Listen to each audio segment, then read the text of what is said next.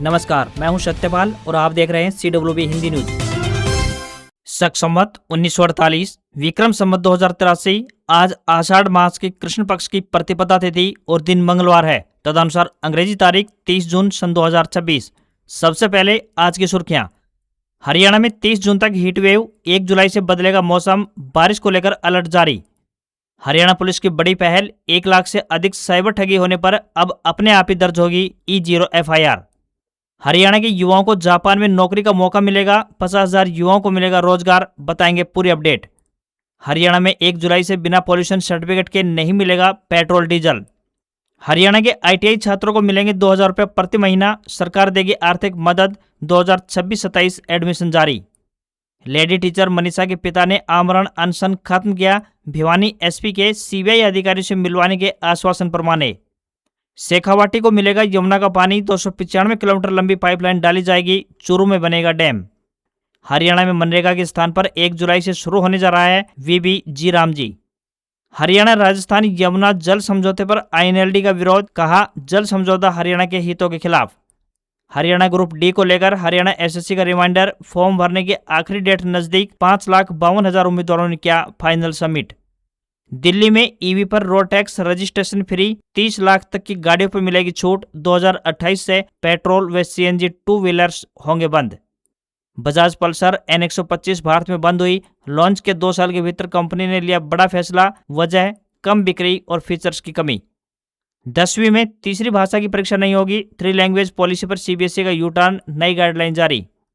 Petrol diesel की बिक्री पर लिमिट 1 जुलाई से हटेगी, कॉमर्शियल बायर्स रिटेल पंपों से फ्यूल खरीद सकेंगे, एक दिन में 200 लीटर लिमिट थी। अमेरिका और ईरान एक दूसरे पर हमले रोकने पर राजी हुए, आज कतर में फिर बातचीत होगी, होर्मुज से जहाजों का निकलना जारी रहेगा। और सेशेल्स में भारतीय समुदाय से मिले PM मोदी, महात्मा गांधी को श्रद्धांजलि देकर भारत हुए रवाना। और अब खबरें विस्तार से। हरियाणा में अगले कुछ दिन मौसम के 2 अलग अलग रंग देखने को मिलेंगे। एक और प्रदेश के कई जिलों में 30 जून तक हीटवेव का असर बना रहेगा, तो वहीं 1 जुलाई से बारिश की गतिविधियां तेज होने की संभावना जताई जा रही है। भारत मौसम विज्ञान विभाग IMD चंडीगढ़ ने 2 और 3 जुलाई को प्रदेश के कुछ इलाकों में भारी बारिश की संभावना जताई है। इसके साथ ही 1 जुलाई से गरज चमक, बिजली गिरने और 40 से 50 किलोमीटर प्रति घंटे की रफ्तार से तेज हवाएं चलने का पूर्वानुमान जारी किया है। 1 जुलाई से प्रदेश में बारिश की गतिविधियों में तेजी आएगी, तो वहीं 2 जुलाई को कुछ स्थानों और इसके बाद कई जिलों में वर्षा होने की संभावना है। वहीं 2 और 3 जुलाई को कुछ इलाकों में भारी बारिश भी हो सकती है। विभाग ने लोगों और किसानों को मौसम के ताजा पूर्वानुमान पर नजर रखने, खराब मौसम के दौरान सुरक्षित स्थानों पर रहने और बिजली गिरने की आशंका को देखते हुए खुले स्थानों से दूर रहने की सलाह दी है। रेवाड़ी में आज मुख्यमंत्री नायब सिंह सैनी और केंद्रीय कृषि मंत्री शिवराज सिंह चौहान के आगमन को देखते हुए प्रशासन अलर्ट मोड पर है। बाउल में 13 स्पेशल नाके लगाए गए हैं। चप्पे चप्पे पर पुलिस की पैनी नजर बनी रहेगी। कृषि महाविद्यालय में आयोजित होने वाले कार्यक्रम के दौरान बाउल में 121 करोड़ रुपए की परियोजनाओं का उद्घाटन और शिलान्यास होगा। DC और SP ने आयोजन स्थल का दौरा कर व्यवस्थाओं का जायजा लिया है और अधिकारियों को आवश्यक दिशा निर्देश जारी किए। वहीं असामाजिक तत्वों पर पैनी नजर बनाए रखने के लिए सिविल वर्दी में भी पुलिस बल की तैनाती की गई है। केंद्रीय कृषि मंत्री शिवराज सिंह चौहान बाउल कृषि महाविद्यालय में चल रहे खेत बचाओ अभियान कार्यक्रम के समापन समारोह के मुख्य अतिथि होंगे, जिसकी अध्यक्षता स्वयं मुख्यमंत्री नायब सिंह सैनी करेंगे। केंद्रीय कृषि मंत्री अपने दौरे के दौरान हरियाणा FPO मिशन का शुभारंभ भी करेंगे, जिसका उद्देश्य कृषि उत्पादक संगठनों यानी FPO को सशक्त बनाकर किसानों की आय बढ़ाना तथा कृषि विपणन व्यवस्था को अधिक मजबूत और प्रभावी बनाना है। प्रगतिशील किसानों से बातचीत करने के अलावा उन्हें सम्मानित भी करेंगे। कार्यक्रम में प्राकृतिक खेती, जल प्रबंधन और पर्यावरण संरक्षण जैसे विषयों पर स्टॉल भी लगाई जाएगी। हरियाणा पुलिस ने साइबर वित्तीय धोखाधड़ी के मामलों में एक महत्वपूर्ण और नागरिक हितैषी कदम उठाते हुए E0 FIR सुविधा शुरू की है। इस नई व्यवस्था के तहत हेल्पलाइन 1930 यानी 1930 पर दर्ज होने वाली 1 लाख रुपए या फिर उससे अधिक राशि की साइबर वित्तीय धोखाधड़ी संबंधी शिकायतों को अपने आप यानी स्वतः E0 FIR या फिर 0 FIR में परिवर्तित किया जाएगा, जिससे कि मामलों में शीघ्र कानूनी कार्रवाई सुनिश्चित हो पाएगी। हरियाणा पुलिस महानिदेशक अजय सिंघल ने कहा कि E0 FIR सुविधा साइबर वित्तीय धोखाधड़ी के पीड़ितों को शीघ्र न्याय दिलाने की दिशा में एक महत्वपूर्ण कदम है। इस व्यवस्था से हेल्पलाइन 1930 पर प्राप्त गंभीर साइबर वित्तीय धोखाधड़ी की शिकायतों को तत्काल कानूनी प्रक्रिया में लाया जा सकेगा, जिससे धनराशि की रिकवरी, डिजिटल साक्ष्यों के संरक्षण तथा अपराधियों की पहचान एवं गिरफ्तारी की संभावनाएं और अधिक मजबूत होंगी। डीजीपी ने प्रदेशवासियों से अपील की है कि किसी भी प्रकार की साइबर वित्तीय धोखाधड़ी होने पर बिना समय गंवाए तुरंत हेल्पलाइन 1930 यानी 1930 अथवा cybercrime.gov.in पर अपनी शिकायत अवश्य दर्ज करवाएं। साइबर अपराध के मामलों में हर मिनट महत्वपूर्ण होता है। हरियाणा सरकार ने औद्योगिक प्रशिक्षण संस्थानों यानी आईटीआई में पढ़ने वाले छात्रों के लिए बड़ा फैसला लेने जा रही है। सरकार अब आईटीआई में दाखिला लेने वाले विद्यार्थियों को हर महीने तकरीबन 2000 रुपए का वजीफा देगी। इसका उद्देश्य आर्थिक रूप से कमजोर वर्ग यानी ईडब्ल्यूएस के छात्रों को आर्थिक मदद देकर उन्हें तकनीकी शिक्षा और कौशल प्रशिक्षण के लिए प्रोत्साहित करना है। कौशल विकास एवं औद्योगिक प्रशिक्षण विभाग के अनुसार इस योजना से आर्थिक तंगी के कारण पढ़ाई छोड़ने वाले छात्रों की संख्या कम होगी और अधिक से अधिक युवा उद्योगों की जरूरत के अनुरूप कौशल हासिल कर पाएंगे। विभाग के वरिष्ठ अधिकारियों का कहना है कि यह योजना केवल आर्थिक सहायता नहीं बल्कि युवाओं के भविष्य में निवेश है। इससे छात्रों की नियमित उपस्थिति बढ़ेगी और तकनीकी शिक्षा को अधिक आकर्षक व रोजगारोन्मुख बनाया जा सकेगा। सत्र 2026-27 में हरियाणा के 377 औद्योगिक प्रशिक्षण संस्थानों में प्रवेश प्रक्रिया अभी जारी है। 8वीं, 10वीं और 12वीं के पास विद्यार्थी आवेदन कर सकते हैं। आवेदन प्रक्रिया को आसान बनाने के लिए विभाग ने सभी आईटीआई में विशेष हेल्प सेंटर बनाए गए हैं। हरियाणा के भिवानी में लेडी टीचर मनीषा के पिता संजय कुमार ने एसपी सुमित कुमार के आश्वासन पर आमरण अनशन खत्म कर दिया। एसपी ने संजय को एक हफ्ते के अंदर अंदर सीबीआई अधिकारियों से मिलवाने की बात कही है। सोमवार सुबह संजय डीसी ऑफिस पर आमरण अनशन करने के लिए निकले थे, लेकिन पुलिस ने उन्हें रास्ते में कुडलबास गाँव के पास रोक दिया गया। पुलिस अधिकारियों ने कहा कि उन्हें अनशन की अनुमति नहीं है। इसके बाद संजय के साथ मौजूद ग्रामीणों ने हंगामा शुरू कर दिया। इसके बाद ग्रामीण वहीं बैठ गए। विरोध को देखते हुए कुडलबास गाँव में पुलिस फोर्स तैनात की गई। उधर डीसी ऑफिस में पहले से मौजूद कांग्रेस के शहरी जिला अध्यक्ष प्रदीप गुलिया और अन्य समर्थकों को भी पुलिस ने वहां से हटा दिया। इस दौरान उनके पुलिस अधिकारियों से तीखी बहस भी हुई। वहीं मनीषा के पिता का कहना है कि बेटे की मौत को 10 महीने बीत चुके हैं। सीबीआई ने अभी तक इस मामले का खुलासा नहीं किया है, उसकी मौत कैसे हुई। आमरण अनशन खत्म करने के बाद संजय कुमार ने कहा कि हमारी मांग है कि पहले जिस सीबीआई अधिकारी के पास इस मामले की जांच थी वही आकर पूरे मामले का खुलासा करे। एसपी साहब ने आश्वासन दिया है कि वह एक हफ्ते के अंदर अंदर हमारी मुलाकात करवाएंगे। इस मुलाकात में मैं, मेरा परिवार और कमेटी के 5 सदस्य शामिल होंगे। इन्हीं मांगों पर आश्वासन मिलने के बाद हमने आमरण अनशन समाप्त किया है। कुडलबास गांव में धरने पर पहुंचे किसान नेता सुरेश कोथ ने कहा कि प्रशासन और सरकार तानाशाही रवैया अपना रहे हैं। मनीषा के पिता और उनके साथियों को रोकने के कारण हमने कुडलबास गांव में ही आमरण अनशन शुरू कर दिया। यदि कोई व्यक्ति अपनी बेटी को न्याय दिलाने के लिए भी आवाज नहीं उठा सकता तो फिर लोकतंत्र का क्या मतलब रह जाता है। उसके पिता न्याय के लिए दर दर की ठोकरें खा रहे हैं।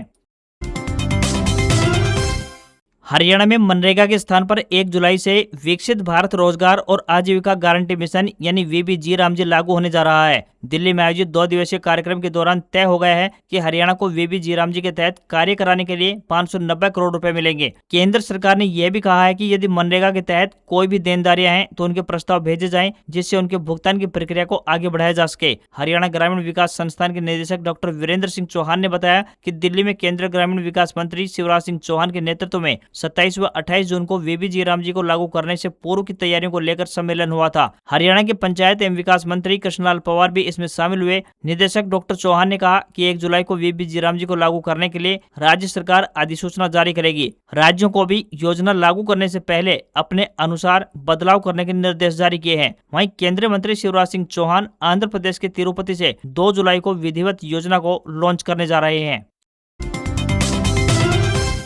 राजस्थान के शेखावाटी के 3 जिलों सीकर, चूरू और झुंझुनू तक यमुना का पानी लाने का रास्ता अब साफ हो गया है। नई दिल्ली में सोमवार को केंद्रीय जल शक्ति मंत्रालय, राजस्थान और हरियाणा सरकार के बीच मेमोरेंडम ऑफ एग्रीमेंट यानी MOA पर साइन हो गए हैं। केंद्रीय गृह मंत्री अमित शाह की मौजूदगी में केंद्रीय जल शक्ति मंत्री CR पाटिल, CM भजनलाल शर्मा और हरियाणा CM नायब सिंह सैनी ने MOA पर हस्ताक्षर किए। MOA के बाद अब यमुना का पानी राजस्थान लाने के लिए काम आगे बढ़ेगा। कानूनी और प्रशासनिक औपचारिकताएं पूरे होने के बाद इस प्रोजेक्ट के लिए जमीन अधिग्रहण का काम शुरू होगा। शेखावाटी के 3 जिलों के गाँव और शहरों में यमुना का पानी पाइपलाइन के जरिए पहुंचाया जाएगा। यह पानी पीने के काम आएगा। इसके लिए 295 किलोमीटर लंबी पाइपलाइन डाली जाएगी और चूरू में डैम बनेगा। पाइपलाइन के जरिए जिन लोगों से जमीन ली जाएगी उन्हें मुआवजा दिया जाएगा। राजस्थान के हिस्से का पानी हथनीकुंड बैराज से लगभग 295.5 किलोमीटर लंबी अंडरग्राउंड पाइपलाइन से चूरू जिले के हसियावास तक पहुंचाया जाएगा। वहीं हसियावास में बड़ा वाटर रिजर्वेयर बनाया जाएगा, जहां यमुना का पानी स्टोर कर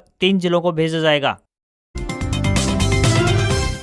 Haryana SSC CET group D को लेकर हरियाणा स्टाफ सिलेक्शन कमीशन यानी HSSC ने युवाओं को रिमाइंडर भेजा है। आयोग ने कहा है कि फॉर्म भरने की लास्ट डेट नजदीक आ गई है। अब सिर्फ 4 दिन शेष बचे हैं। जो भी पात्र अभ्यर्थी हैं वे 3 जुलाई रात 11:59 तक अपना फॉर्म फाइनल सबमिट कर दें। आयोग ने उम्मीदवारों से अपील की है कि वे अंतिम समय की भीड़ से बचने के लिए जल्द से जल्द आवेदन प्रक्रिया पूरी करें। साथ ही फॉर्म भरते समय सभी जानकारी और दस्तावेजों की सावधानी पूर्वक जाँच भी करें, क्योंकि किसी भी त्रुटि की जिम्मेदारी अभ्यर्थी की होगी। आवेदन फॉर्म पूरी सावधानी से भरें। सभी जरूरी दस्तावेज सही तरीके से अपलोड करें। फॉर्म भरने के बाद जानकारी की दोबारा से जांच अवश्य करें। आयोग ने कहा है कि अंतिम समय में वेबसाइट पर अधिक ट्रैफिक या फिर तकनीकी दिक्कतों की संभावना बनी रहती है। ऐसे में देरी करने वाले अभ्यर्थियों का आवेदन छूट सकता है, इसलिए समय रहते आवेदन प्रक्रिया को पूरी करना ही बेहतर होगा। आयोग की ओर से बताया गया है कि अभ्यर्थी 3 जुलाई की रात 11:59 तक ऑनलाइन आवेदन कर सकेंगे। आवेदकों को 6 जुलाई तक शुल्क जमा कराने का मौका मिलेगा, जबकि 7 से 9 जुलाई तक गलतियों को दूर करा सकेंगे।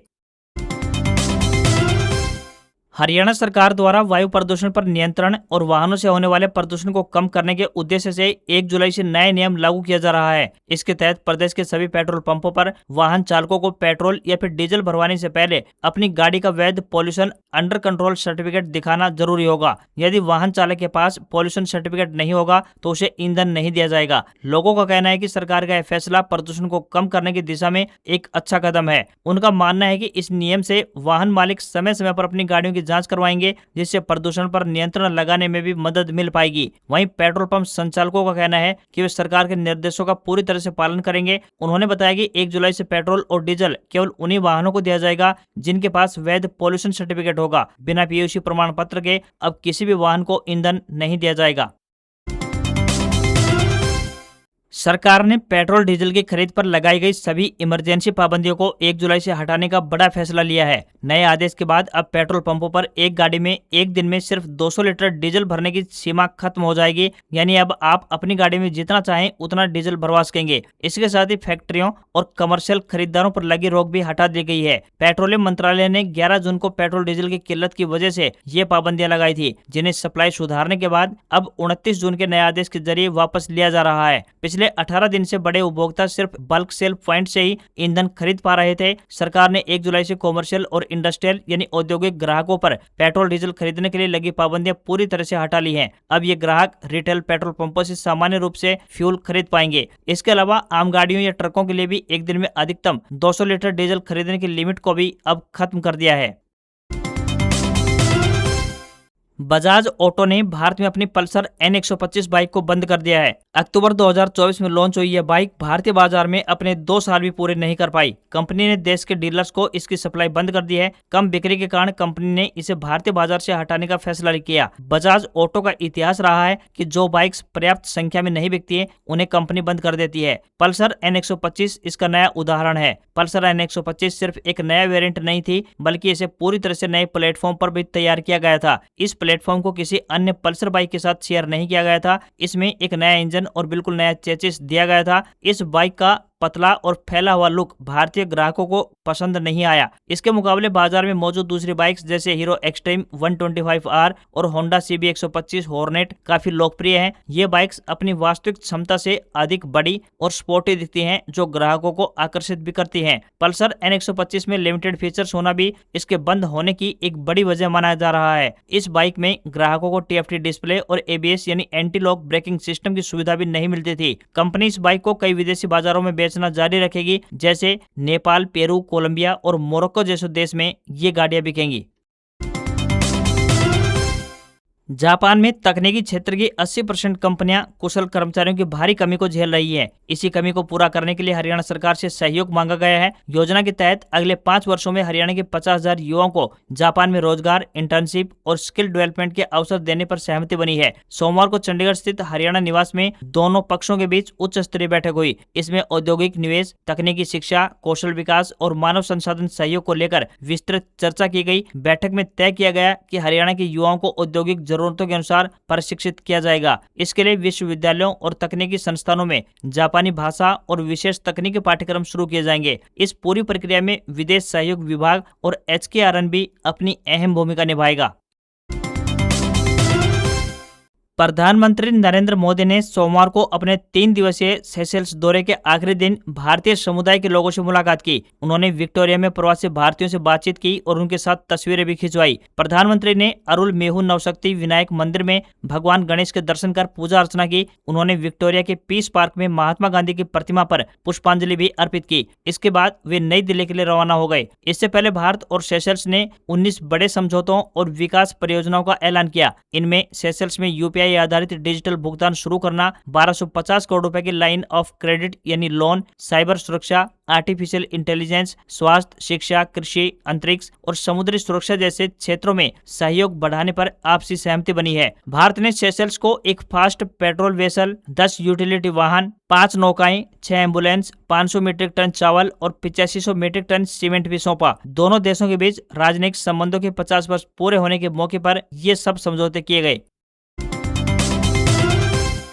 दिल्ली कैबिनेट ने सोमवार 29 जून को नई इलेक्ट्रिक व्हीकल पॉलिसी को मंजूरी दे दी है। इसके तहत अब दिल्ली में 30 लाख रुपए तक की कीमत वाली इलेक्ट्रिक कारों को रोड टैक्स और रजिस्ट्रेशन फीस से पूरी तरह से छूट मिलेगी। ये फैसला राजधानी में बढ़ते वायु प्रदूषण, खासकर सर्दियों के दौरान होने वाली गंभीर समस्या से निपटने और क्लीनर ट्रांसपोर्ट को बढ़ावा देने के लिए लिया गया है। इस नई पॉलिसी को 1 जुलाई से लागू करने की योजना है और यह 31 मार्च 2030 तक प्रभावी बनी रहेगी। पॉलिसी में इलेक्ट्रिक कारों के लिए टैक्स छूट के अलावा अलग अलग कैटेगरी के वाहनों के लिए परचेज इंसेंटिव यानी कि सब्सिडी की भी घोषणा की गई है। इलेक्ट्रिक 2 व्हीलर खरीदारों को पहले साल 30,000 रुपए, दूसरे साल 20,000 रुपए और तीसरे साल 10,000 रुपए की सब्सिडी मिलेगी। BS4 या फिर उससे पुराने 4 व्हीलर मालिकों को अपने पुराने वाहन को स्क्रैप करके इलेक्ट्रिक वाहन चुनने पर 1 लाख रुपए का स्क्रैपिंग इंसेंटिव मिलेगा। अधिकारियों ने साफ तौर पर कहा है कि हाइब्रिड वाहनों के लिए कोई सब्सिडी नहीं मिलेगी। 1 जनवरी 2027 से दिल्ली में केवल इलेक्ट्रिक ऑटो रिक्शा का ही रजिस्ट्रेशन किया जाएगा। तो वहीं 1 अप्रैल 2028 से नए पेट्रोल और CNG से चलने वाले 2 व्हीलर्स का रजिस्ट्रेशन पूरी तरह से बंद कर दिया जाएगा और उनकी जगह सिर्फ इलेक्ट्रिक मॉडल्स का ही रजिस्ट्रेशन होगा। भारतीय शेयर बाजार में गिरावट देखने को मिली। सेंसेक्स 372 अंक की गिरावट के साथ 76,728 के लेवल पर बंद हुआ। तो वहीं निफ्टी में भी 110 अंकों की गिरावट रही और ये 23,946 के स्तर पर पहुंच गया। ऑटो, IT और मीडिया शेयर्स में अधिक बिकवाली देखने को मिली। वहीं सोने चांदी की कीमतों में बढ़त रही। India Boolean and jewellers association के मुताबिक 1 किलोग्राम चांदी 3,439 रुपए बढ़कर 2,19,000 रुपए पर पहुंच गई है। वहीं 10 ग्राम 24 कैरेट सोना 1,548 रुपए महंगा होकर 1,41,000 रुपए पर पहुंच गया है। इससे पहले यह 1,40,000 रुपए पर ट्रेड कर रहा था। इस साल सोने चांदी की कीमत में लगातार उतार चढ़ाव देखने को मिल रहा है। सोना साल 2026 में अब तक 10,000 रुपए महंगा हुआ है। वहीं चांदी 31 दिसंबर 2025 को 2,30,000 रुपए पर थी, जो कि अब 2,19,000 रुपए प्रति किलोग्राम के स्तर पर पहुंच गई है। यानी इसकी कीमत इस साल 11,000 रुपए कम हुई है। इसके अलावा $1 का रेट 94 रुपए 79 पैसे के स्तर पर पहुंच गया है। आज खबरों में बस इतना ही। देखते रहिए आपका अपना हरियाणा का सबसे बेहतरीन news channel CWB Hindi news. नमस्कार। इसी आशा के साथ आपका दिन शुभ रहे।